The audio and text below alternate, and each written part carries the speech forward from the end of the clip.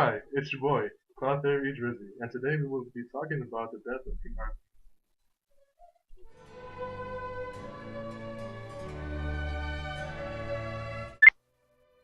So this is how all the comes down. So the homie Arthur finds out that Guinevere was cheating on him with Sir Lancelot.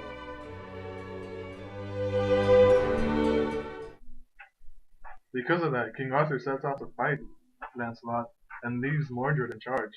And while he's gone, Mordred decides to name himself king and tells everybody that King Arthur is dead. So then Mordred decides to marry Queen Guinevere, which causes her to run away into a tower guarded by guards. So then King Arthur finds out and rushes back to the kingdom in order to fight Mordred. But then Merlin tells him, "Calm down, bro. Calm down." Then both King Arthur and Mordred sign a treaty that postpones the battle for another month. So then, for some strange reason, both armies decide to have a gathering in which one knight gets bitten on the leg by some strange creature and then draws his sword, which provokes everyone else to fight. And so the battle begins, and many knights die. And then King Arthur sees Sir Mordred out in the distance and decides to pick up his spear, charge at him while riding his horse, and then both of them strike each other, causing King Arthur to fall down and Sir Mordred to be dead. So as King Arthur is laying down on the floor, he tells Bedivere to go throw away Excalibur back into the lake. So then Sir Bedivere takes his sword and travels all the way back to the lake, but then looks at it and decides and thinks to himself he should why should he throw away this beautiful sword? So he decides to just leave it somewhere hidden and come back for it later. So then he goes back to King Arthur and tells him that he did the job he was assigned. And King Arthur looks at him and he's like, "Why are you lying?" So then Bedivere was like, "Why would I lie to you?" So then King Arthur sends Bedivere back to throw away the sword in the lake, and Bedivere pretends to do it again and comes back to King Arthur. Then King Arthur looks at him and says, "Nick, stop lying." So then Bedivere goes back again and actually completes the task. And as he throws the sword, an arm comes up and grabs it and takes it back down. So when he goes back to Arthur, Arthur asks him, "What did you see?" And he responds by saying, "The Lady of the Lake reached for it and took it back." So sadly, King Arthur dies, and he is placed on a boat and sent to Avalon. With King Arthur being dead, Guinevere decides to become a nun.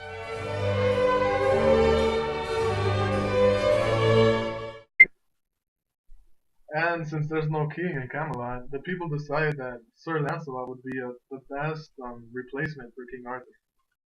So then Sir Lancelot comes back and then discovers that um, Lady G isn't there anymore. So then he decides to go look for her and eventually finds her, but then Guinevere tells him to go away, that she doesn't want anything to do with him anymore.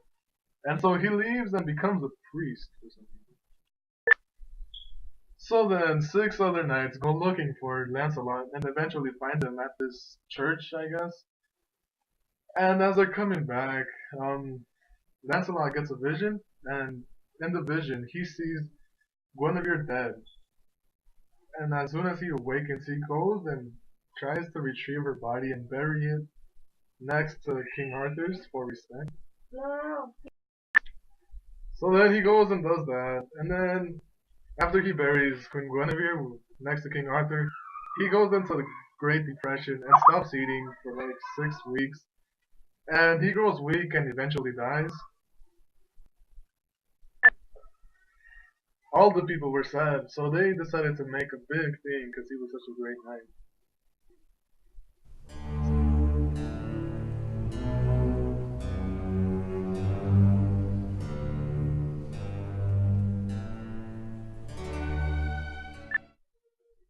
let's analyze this in a deeper level. So, King Arthur's story is full of irony from beginning to end. When you think about it, King Arthur established the Round Table in the name of loyalty, equality, and honor. And it wasn't broken down by enemies, but by his best friend and wife. So the Round Table represents a perfect community, and the destruction of it represents the human inability to maintain a perfect social construct.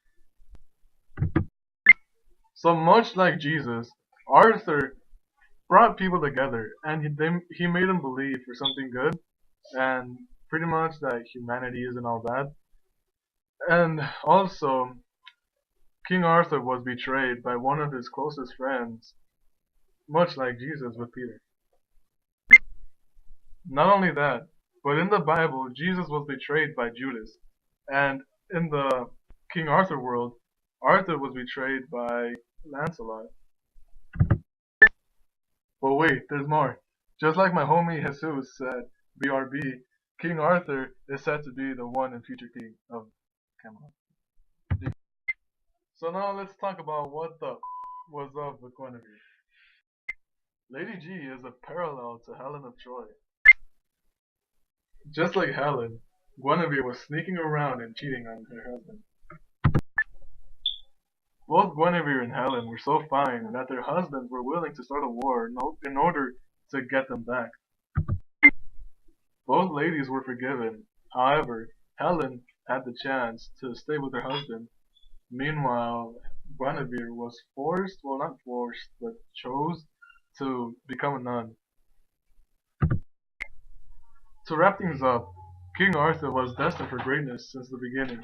However, because of treachery, adultery, and betrayal, his life was cut short, and therefore making him the tragic hero of the story.